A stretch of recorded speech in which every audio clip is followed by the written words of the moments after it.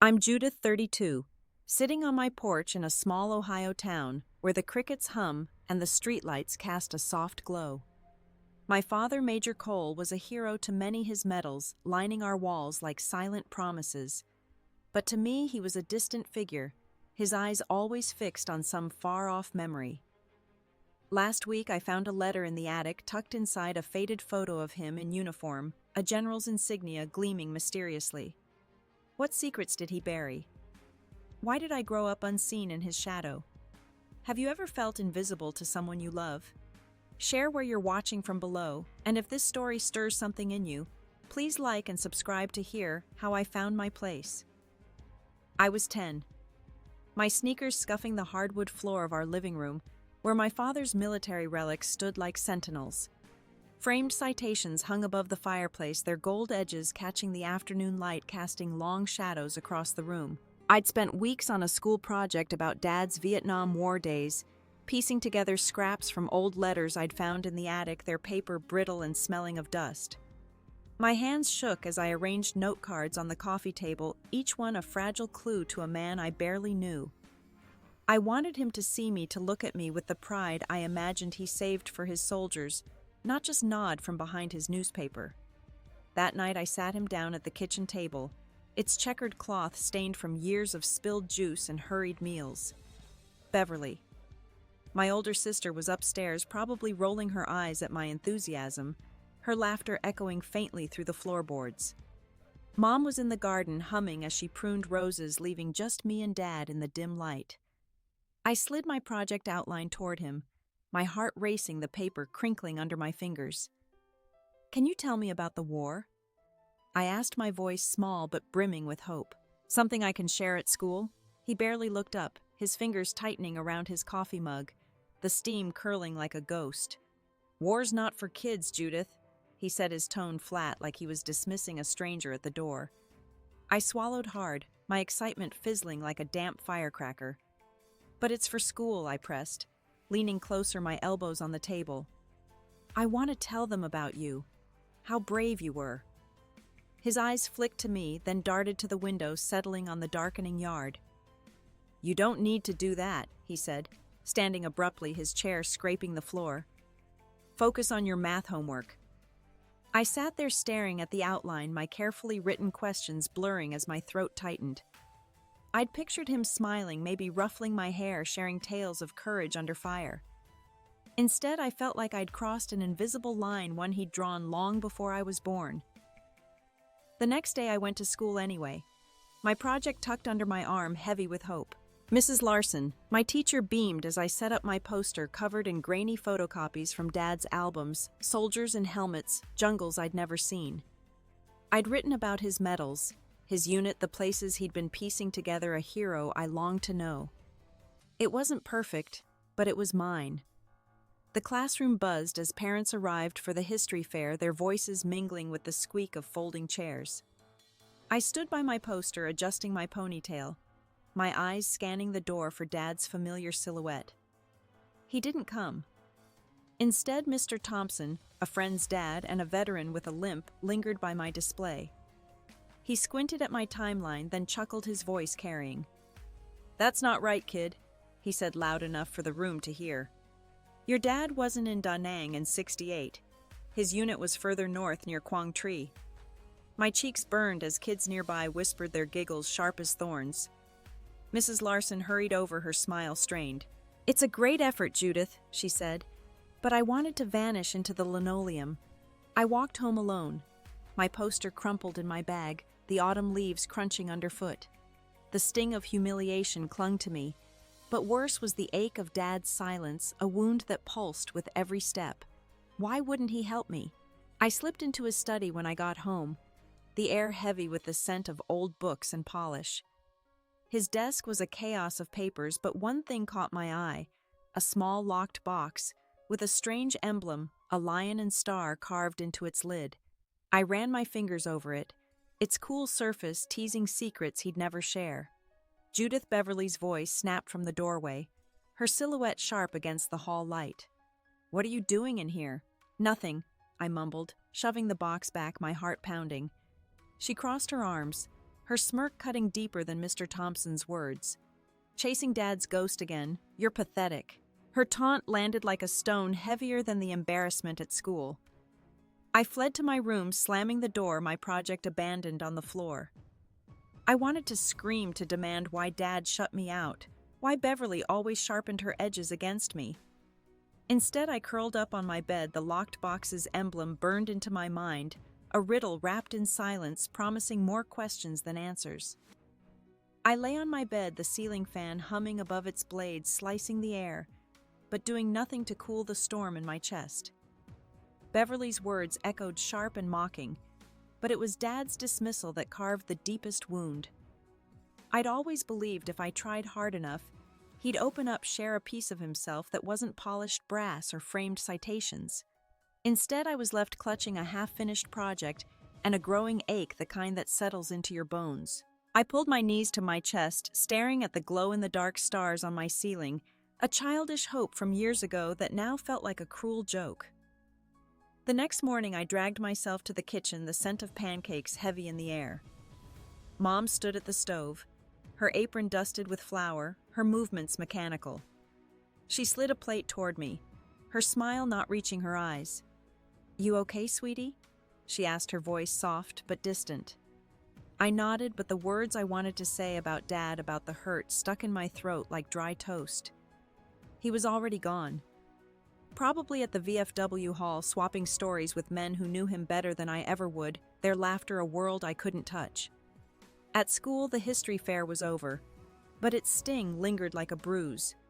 Kids whispered as I passed in the halls, their giggles sharp as pins.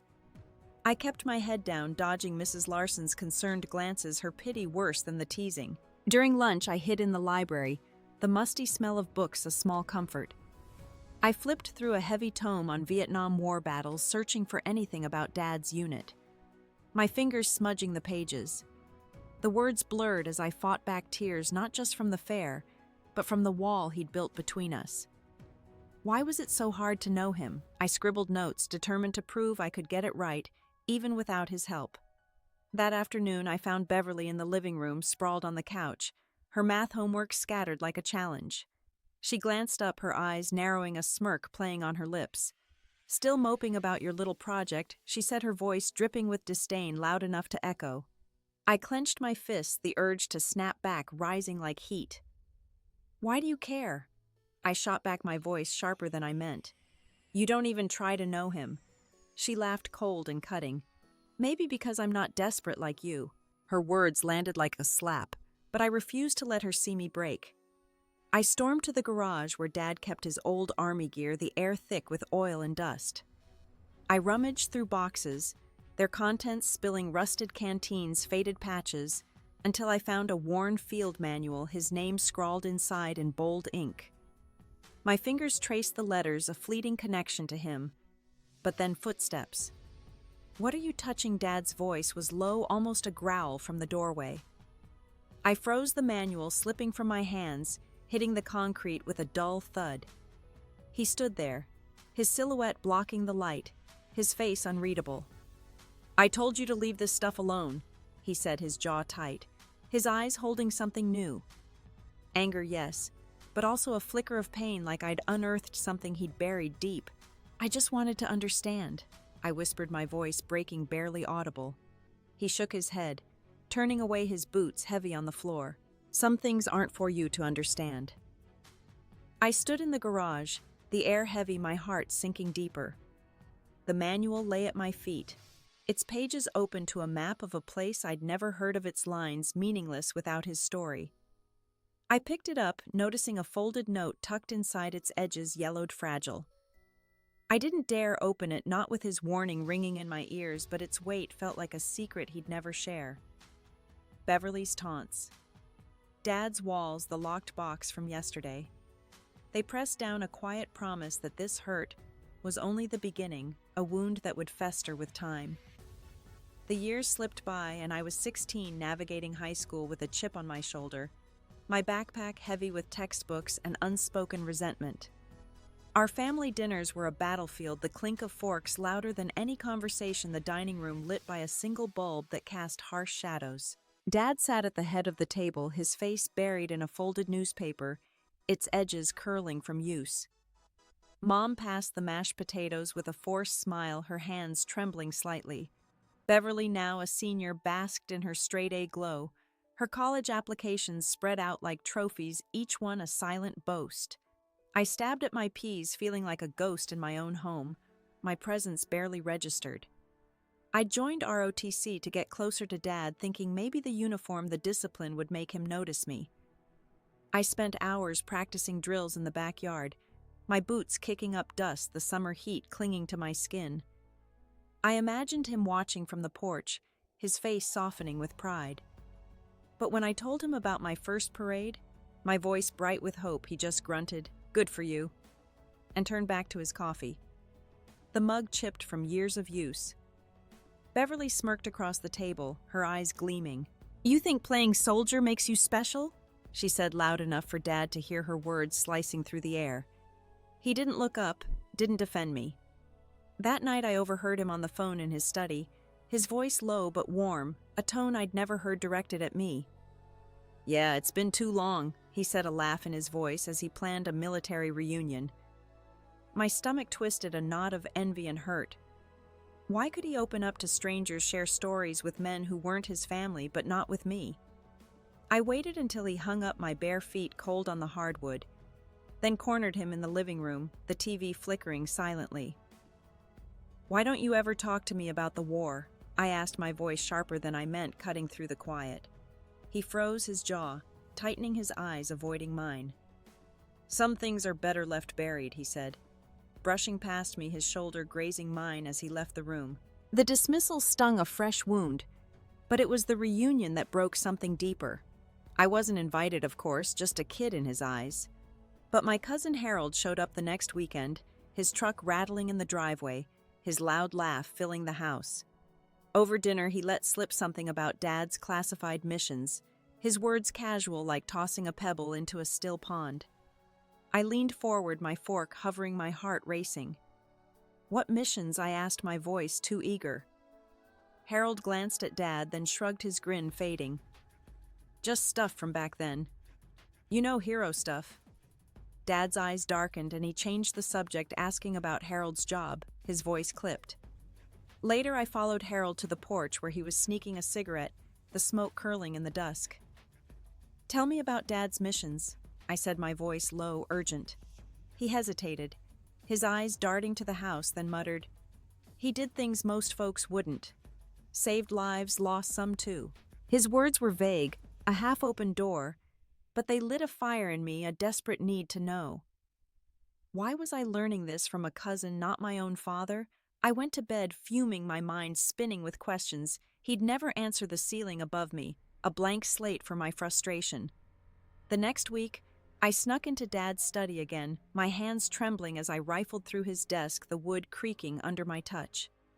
I found a journal, its leather cover cracked, the pages smelling of time. I flipped to a page that stopped me cold, his tight scrawl describing a general's promise and a mission that went south. No details, just fragments that made my chest ache with the weight of his secrets. I slammed the journal shut, my anger boiling over a tide I couldn't hold back. He was hiding a whole life from me, a man I'd never know, and I was done being invisible in his world. I clutched the journal, its weight like a stone in my hands, and slipped it back into the drawer before Dad could catch me. My pulse hammered as I crept to my room, the house too quiet, the air thick with unspoken truths. I couldn't shake the words I'd read, General's promise, mission gone south. They looped in my mind, taunting me, each one a brick in the wall he'd built. I wanted to scream at him, to demand why he locked away pieces of himself, but the memory of his cold stare in the garage kept me silent, my courage faltering. At school, ROTC became my refuge, the one place I felt a flicker of control. I threw myself into drills, my boots pounding the field, the sweat stinging my eyes as I marched in perfect lines. My squad leader praised my precision, his voice carrying over the whistle of the wind, and for a moment I pictured Dad hearing it, his face softening, a smile breaking through. Then reality crashed in. He'd never come to a single event, never seen me stand tall in my uniform. The thought twisted like a knife, sharpening my resolve to prove myself. That evening I sat at the dinner table, the smell of meatloaf heavy in the air.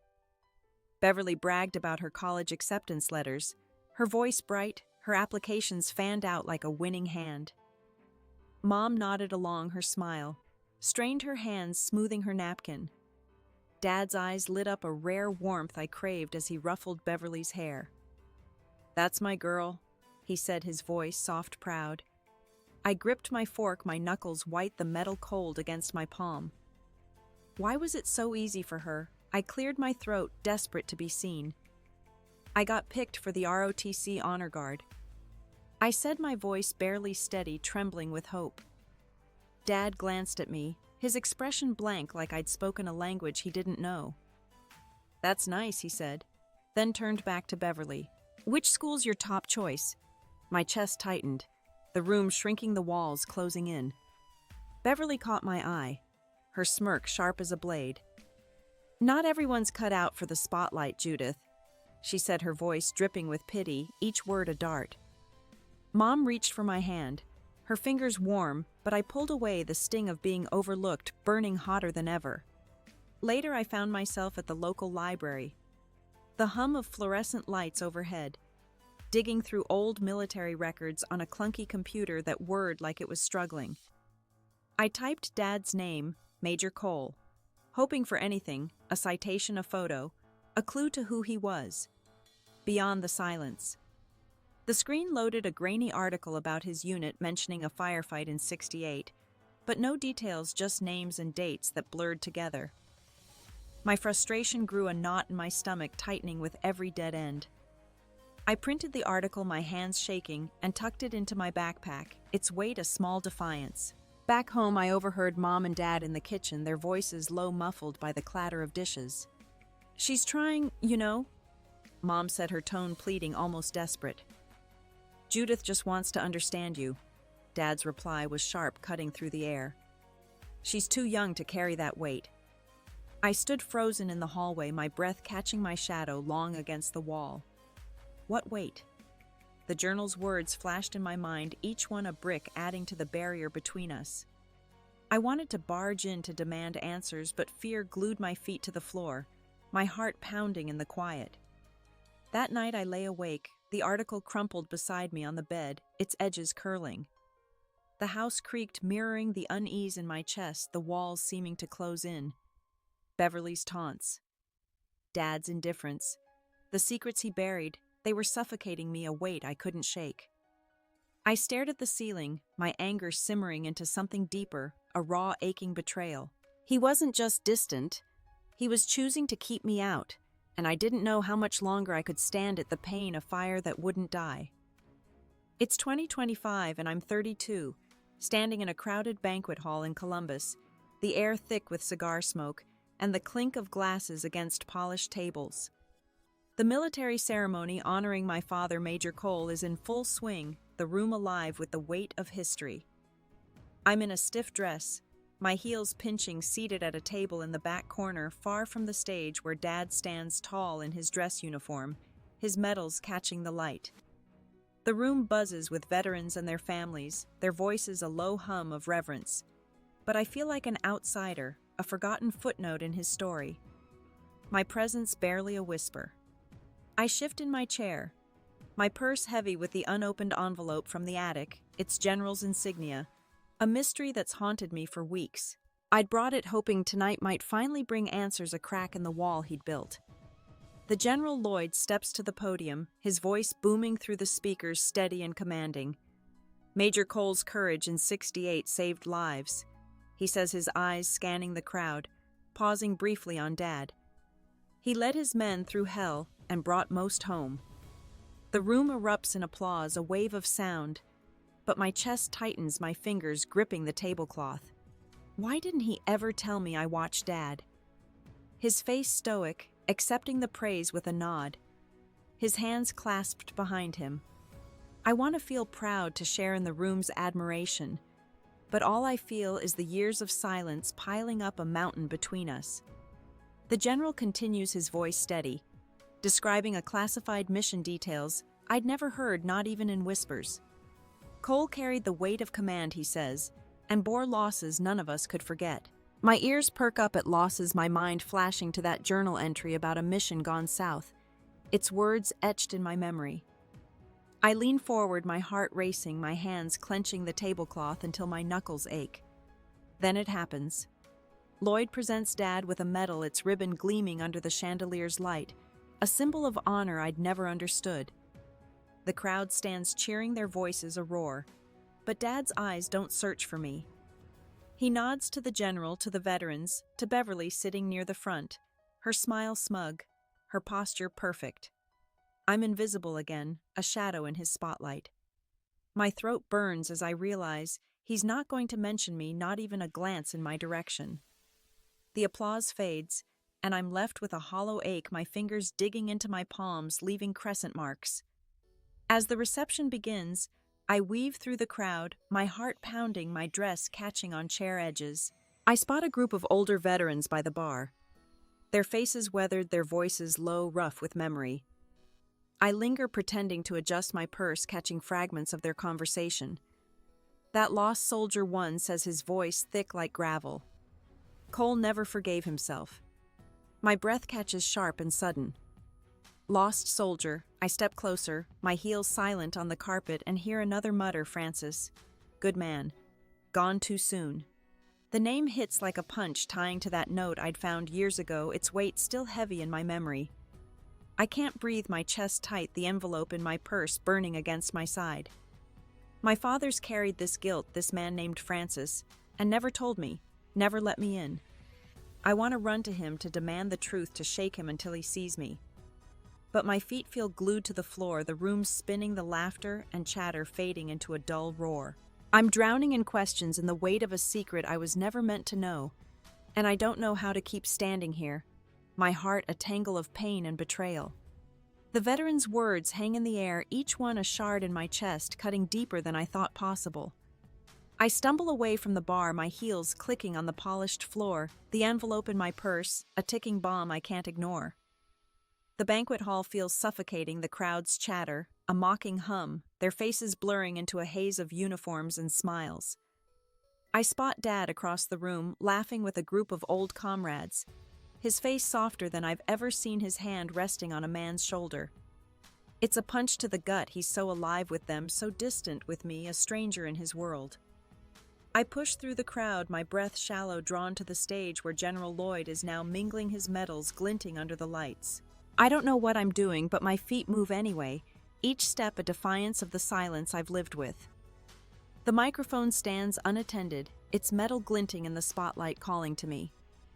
Before I can stop myself, I'm there, my hand wrapping around its cold surface, my fingers trembling.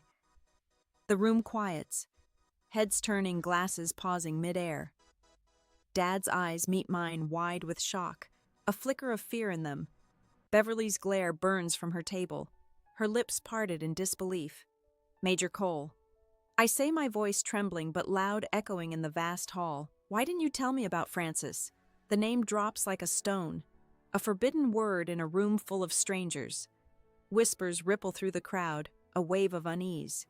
Dad's face pales, his glass frozen midair, his eyes locked on me. I keep going, the years of silence pouring out unstoppable. You let me grow up thinking I wasn't enough. Was it because of him? Because of what happened?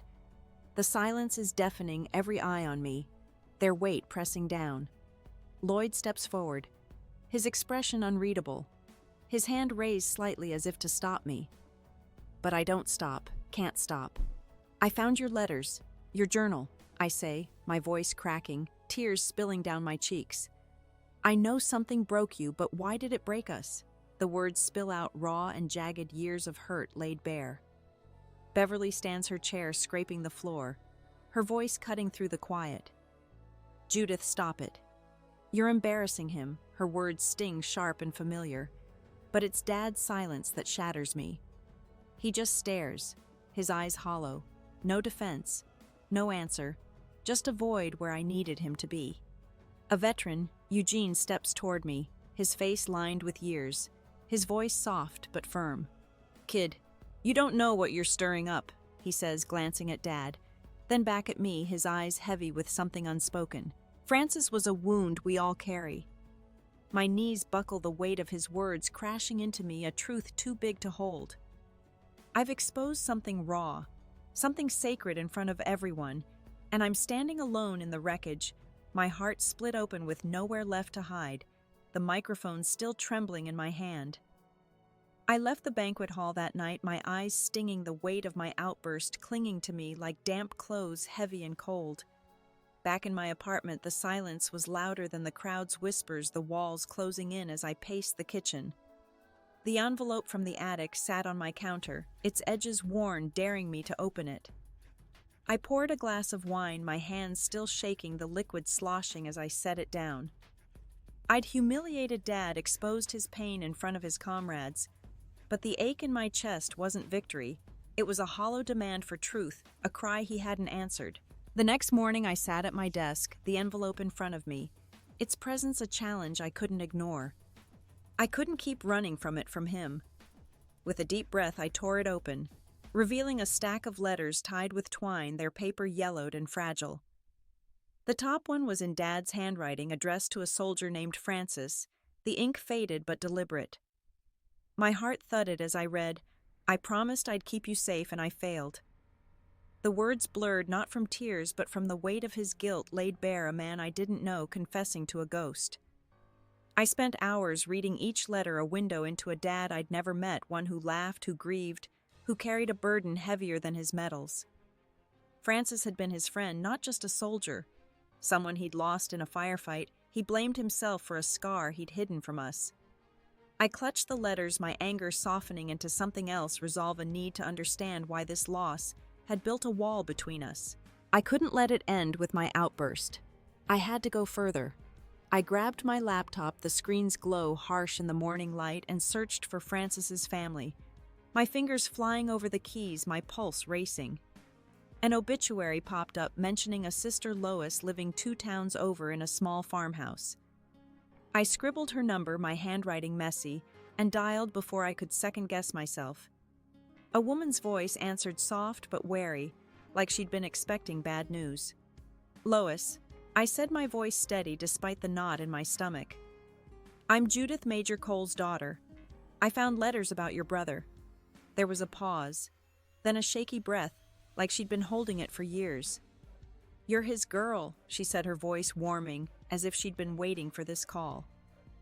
We talked for an hour, her stories painting a picture of Francis, his quick wit, his loyalty, how he and Dad were inseparable, sharing cigarettes under a jungle sky. "Your father never got over it," she said, her voice catching. "He wrote to me for years, trying to make it right." Her words lit a fire in me, a realization that I wasn't just chasing Dad's past.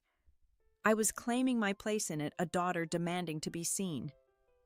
I thanked Lois, promising to meet soon, my voice thick with gratitude.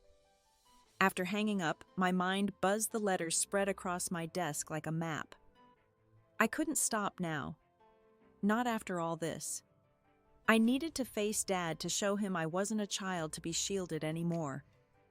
I pulled out a notebook, its pages crisp, and started writing a letter to him, my pen scratching with years of bottled-up hurt. "You shut me out," I wrote, "but I'm done being invisible. Tell me who you are." The words felt like a vow, a step toward breaking the silence for good, a line I was ready to cross. My pen trembled as I finished the letter, the pages filled with years of questions and hurt, each word a piece of me I'd never dared share. I sealed it, my fingers lingering on the envelope, knowing this was more than words. It was a line I was drawing in the sand. I drove to the post office, the Ohio air crisp against my skin, the morning mist curling around the trees. I mailed it before I could change my mind, the mailbox clanging shut, a sound that echoed in my chest. The weight didn't lift, but it shifted like a stone, rolling just enough to let me breathe. Back home, I called my friend Donna, needing someone to ground me, to keep me from unraveling. We met at a diner, the smell of coffee and bacon filling the air, the jukebox playing a soft country tune. Over greasy fries, I told her about Lois, the letters, and my outburst at the ceremony, my voice low to avoid the curious glances of other patrons. "You're finally fighting for yourself," she said, her eyes steady, her fork pausing midair. Don't stop now. Her words sparked something in me, a quiet strength I hadn't felt before, a flicker of courage that wasn't about Dad, but about me. I knew Beverly would be at the family reunion next week, and I couldn't avoid her forever, not after our years of sharp edges. I drove to her apartment unannounced, my heart pounding as I knocked, the sound echoing in the quiet hall. She opened the door, her face a mix of surprise and irritation, her hair pulled back in a messy bun. "What do you want, Judith?" she asked, leaning against the frame, her law school textbook stacked behind her. I took a breath, my voice low but firm. "We need to talk. About Dad, about us." She hesitated, her eyes searching mine, then stepped aside, letting me in. We sat on her couch, the silence heavy, the air thick with years of unspoken grudges. "You always act like I'm the problem," I said, my hands clasped tight, my nails digging into my palms. "But I'm not the one shutting you out. Why do you hate me for trying?" Her eyes flashed, but then softened, a crack in her armor I'd never seen.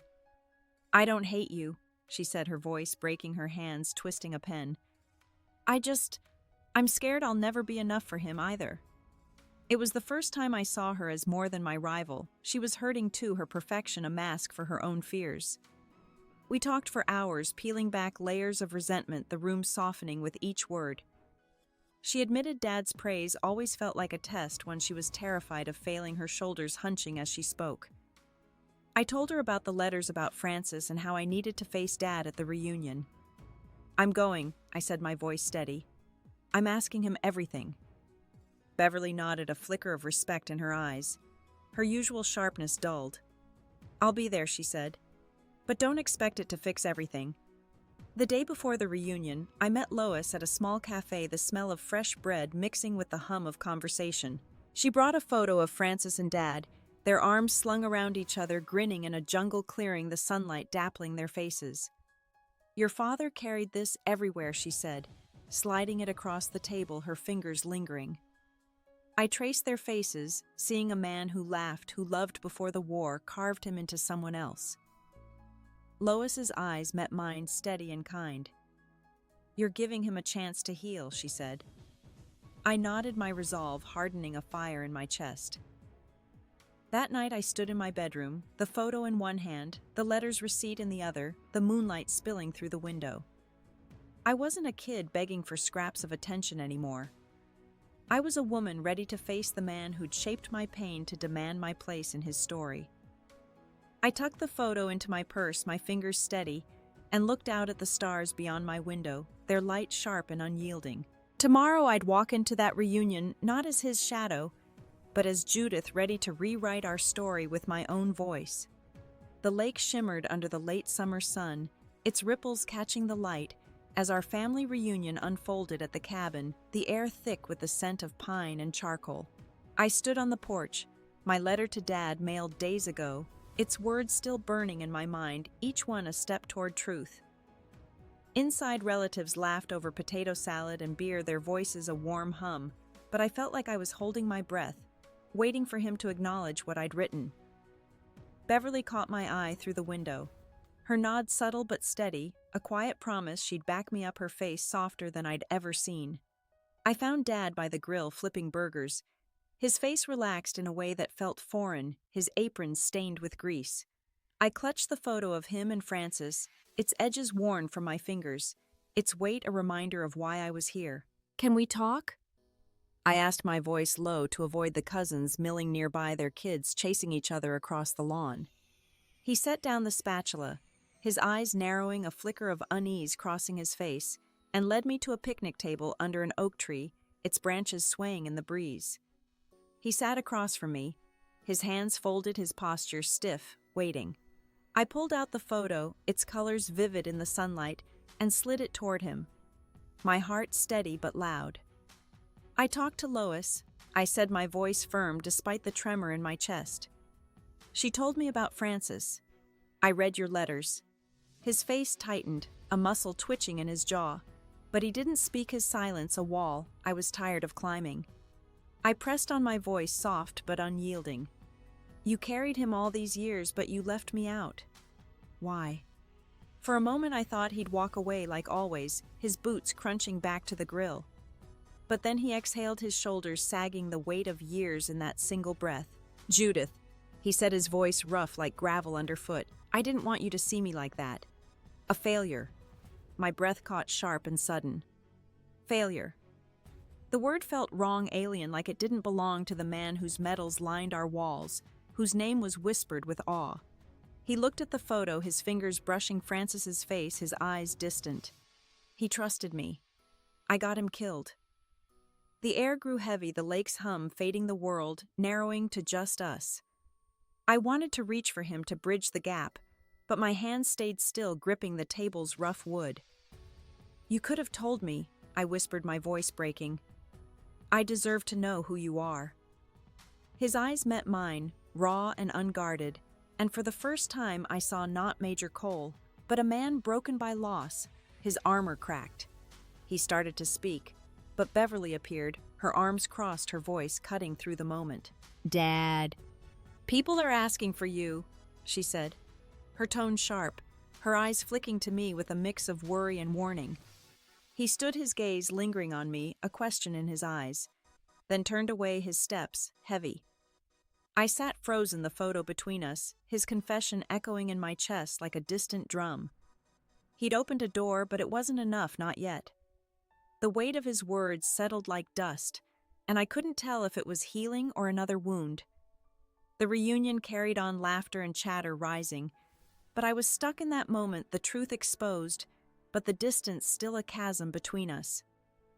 The picnic table felt colder as Dad walked back to the grill, his confession lingering like smoke curling in the air. I stayed seated, the photo of him and Francis staring up at me, its colors faded but sharp in my mind, a snapshot of a time I'd never touch. The reunion's noise, kids running, aunts gossiping over pie, felt distant, like I was underwater, the sounds muffled. Beverly lingered nearby, her arms still crossed, but her eyes softened. Searching mine, a flicker of something new in her gaze. "You okay?" she asked, her voice quieter than usual, almost gentle. I nodded, but my throat was too tight to speak, my heart still reeling from Dad's words. I wandered to the lake's edge, the water lapping at the dock, its rhythm steady but unsoothing, the surface reflecting the sinking sun. Mom found me there, her sundress catching the breeze, her hair loose and graying at the temples. "He talked to you," she said, not a question, her voice soft as the ripples. I nodded again, my fingers tracing the photo's edge in my pocket, its texture grounding me. "He's never said that before," she added, her tone hesitant, almost afraid. "About failing." I looked at her, seeing the lines on her face carved by years of his silence, her own quiet battles. She touched my arm, her fingers warm, but I pulled back, not ready for comfort, not yet. "I don't know what to do with this," I said, my voice low, almost lost in the wind, the words heavy with truth. "He's given me a piece, but it's not enough." Mom's eyes dropped to the ground, her silence louder than any reply, her hands twisting the hem of her dress. She'd always been the bridge between us, but even she couldn't cross this gap, her own heart tethered to his secrets. Later I saw Dad with a group of cousins, Raymond among them, joking about old fishing trips, their laughter carrying across the lawn. His smile was warm, genuine, but when he glanced my way it faded, his eyes darting to the ground, a flicker of guilt in them. That fleeting look stung more than his words ever had. It was raw, unguarded, but he wouldn't come closer, wouldn't bridge the space. I wanted to march over, demand more, ask why he could laugh with them but not with me, but my feet stayed rooted, heavy with the truth he'd let slip. Beverly joined me by the dock. Her usual sharpness dulled, her posture softer, as she stared at the water. "I heard him," she said, her voice low, almost a whisper. "What he said about Francis. I didn't know." Her voice cracked, and I realized she'd been carrying her own weight, trying to be the perfect daughter, her own armor cracking. "We're not so different," I said, surprising myself, my words soft but clear. She didn't reply, but her shoulder brushed mine, a small gesture that felt like a truce, a step toward something new. As the sun dipped low, casting long shadows, Dad approached the group by the fire pit, holding something small, a pair of dog tags glinting in the fading light, their metal catching the glow. He saluted slow and deliberate, his eyes fixed on some distant point, his face solemn. For Francis, he said, his voice barely audible, a prayer more than a statement. The cousins fell silent, their faces solemn, the air thick with respect. I watched my chest tight as he handed the tags to me, his fingers trembling, his eyes meeting mine for a moment.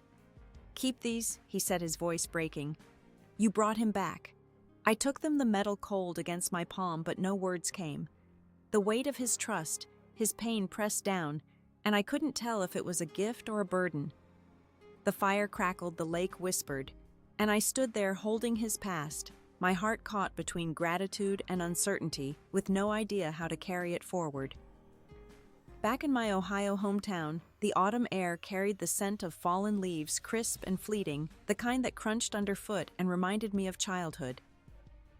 I sat on the steps of my old high school, the brick building weathered but familiar, its flagpole creaking in the breeze, the flag snapping softly. The dog tags Dad gave me hung heavy in my pocket, their edges pressing against my thigh, a quiet reminder of the reunion's weight. I'd come here to think, to let the noise of that day settle, to find clarity in the quiet. For the first time, I wasn't running from his silence or chasing his approval, I was just sitting with it, letting it be. I walked the empty halls, my sneakers echoing on the polished floor, the lockers still painted that dull green I remembered. I found Mrs. Larson's old classroom, its chalkboard faded, the desks scratched with initials from kids long gone. She was retired now, but I'd run into her at the grocery store last week, her cart filled with canned soup and apples. "You were always tougher than you thought," she'd said, her eyes crinkling with a warmth I hadn't noticed as a kid, her voice steady despite her age. I'd brushed it off then, but now, standing by her old desk, I wondered if she'd seen something in me. I hadn't a girl who kept going even when the world felt too heavy. I pulled out a notebook, one I'd started after the reunion, its pages already curling at the edges. I began writing a letter to Francis. Not Dad, the pen gliding smoothly. "You were his friend," I wrote, my hand steady. "I wish I'd known you, your laugh, your stories." It felt strange addressing a man I'd never met, but it was like talking to a piece of Dad's heart, a way to understand without demanding. I wrote about the jungle photo, imagining their laughter, their trust under a sky thick with stars. It wasn't about answers anymore. It was about seeing them both clearly. Outside, the sky turned golden, the kind of sunset that made everything feel possible, the horizon glowing with promise. I sat on a bench, the notebook open on my lap, the wood cool under my hands. I thought about Beverly, her call yesterday surprising me, her voice softer than I'd ever heard. "Let's do something for Francis," she'd said, her words lacking their usual edge, replaced by a quiet sincerity. "A memorial, maybe." I'd agreed, stunned by her warmth, by the idea that we could build something together instead of tearing each other down. Our old rivalry fading like the day's light. I tucked the notebook away, my fingers brushing the dog tags, their weight a bridge to Dad, a piece of him he'd trusted me to hold. I wasn't sure what came next, but for the first time I didn't feel like I was fighting alone. The school's shadow stretched long across the lawn, the grass damp with evening dew, and I let out a slow breath, the world quiet, my heart steady, ready for whatever lay ahead. The evening settled over my hometown, the sky now a deep indigo, streetlights flickering on, casting soft pools of light. I walked home from the school, the dog tags still in my pocket, their weight a quiet reminder of Dad's trust, a tether to the man he was. My house was dark except for the glow of the TV in the living room, its blue light spilling through the curtains. I found Dad there, sprawled in his recliner, an old war documentary flickering across the screen, the sound of distant gunfire crackling through the speakers. His eyes were soft, lost in memory, his hands resting loosely on his lap. I sat on the couch, leaving space between us, not wanting to intrude on his quiet. He didn't look at me, but he didn't turn away either, his presence steady. "This one's about Kaysan," he said, his voice low, almost an offering, the words carrying a weight I hadn't heard before. I nodded, pulling my knees up, watching the grainy footage of soldiers trudging through mud, their faces tired but resolute. For the first time, I didn't ask questions or push for more. I just sat with him, the silence between us not empty but full like a shared breath, a moment we didn't need to fill. We watched for an hour, the documentary fading to credits, the room growing still. He clicked the TV off the screen, going dark, plunging us into quiet. "You're different now," he said, his eyes still on the blank screen, his voice rough but warm like gravel smoothed by time. I waited, unsure what he meant, my heart beating steady. "You're not chasing me anymore," he added, a hint of something pride maybe in his tone. I swallowed my fingers, brushing the dog tags through my jeans, their edges grounding me. "I'm just trying to know you," I said, soft but steady, my voice clear in the dark. He nodded, a small gesture, but it felt like a door creaking open, a crack of light in the wall between us. I thought of Beverly's call, her idea for the memorial, and how she'd sounded almost like a sister, not a rival, her voice carrying a new warmth. I pulled out my notebook, flipping to a blank page, the paper crisp under my fingers. "I'm writing to Francis," I said, surprising myself, the words slipping out. "It helps." Dad's eyes met mine. A flicker of something, pride maybe? Before he looked away, his gaze settling on the window. "He'd have liked you," he said, barely audible, his voice thick with memory. I stood to leave, pausing at the door, the night air cool against my skin, the stars sharp above. I didn't need Dad to say more, not tonight. The dog tags, the documentary, his quiet words. They were enough for now, small steps toward something new. I walked to my porch, the notebook tucked under my arm, and sat under the sky, feeling lighter, like I'd set down a weight I'd carried too long. The world was still, and so was I, ready to face what came next, my heart steady in the quiet. The leaves were turning red in my Ohio town, the air sharp with the promise of winter, a chill that settled into the bones. I sat on my porch, a mug of tea steaming in my hands, the quiet of late 2025, wrapping around me like a quilt, soft and grounding. The memorial for Francis was tomorrow, something Beverly and I had spent weeks planning, poring over details in late-night calls. I'd been nervous at first, unsure if I could face a room of strangers to honor a man I'd never met. But now it felt right, like a thread weaving my family back together, stitching up old wounds. I'd started a new habit, sitting here each evening with a small wooden box I'd bought at a thrift store, its carvings worn but intricate. Inside I kept the dog tags and a few photos, including one of Francis and Dad. Their smiles frozen in time, a moment of joy before the war changed them. I'd write notes to myself, not letters to Francis anymore, but reflections on what I was learning, my pen moving slowly across the page. "You don't have to carry their pain," I wrote last night, the words feeling like a release, a truth I was only beginning to understand. Beverly had changed too, her edges softening in ways I hadn't expected. We'd spent hours at her apartment sorting through old military records, their pages brittle, and calling veterans to invite them to the memorial, our voices blending in a new rhythm. She wasn't the sister who'd once mocked me. She listened now, her laughter softer, her questions real, her eyes meeting mine without judgment. "Do you think Dad will speak tomorrow?" she asked last week, her voice hesitant, her fingers tapping her coffee mug. I shrugged, stirring my own coffee, the steam curling between us. "He might, but it's enough that he's coming." She nodded, and for the first time I felt like we were on the same side, building something together. Mom called yesterday, her voice brighter than I'd heard in years, a lightness that caught me off guard. "I'm proud of you, Judith," she said, and I could hear her smile through the phone, a warmth that settled in my chest. "You've given us something to hold on to." I'd smiled too, sitting on my couch, the weight of her words sinking in, grounding me. I wasn't just Dad's daughter anymore, not just the girl in his shadow. I was someone who'd built a bridge, not just crossed one, someone who'd found her own voice. The town was quiet tonight, the streetlights casting soft pools of light, the air crisp and still. I sipped my tea, the warmth spreading through me, and thought about the memorial. Veterans would come, maybe even General Lloyd, to share stories of Francis, to honor a man who'd shaped us all. I wasn't nervous anymore, not like I'd been at the ceremony. I'd spent so long chasing Dad's shadow, but now I was standing in my own light, ready to give voice to a story that wasn't just mine. The box sat beside me, its lid closed, and I let out a slow breath, the world still, my heart steady, ready for tomorrow. The morning of the memorial, the community center was alive with voices, the hum of veterans and families filling the space, their footsteps echoing on the hardwood floor.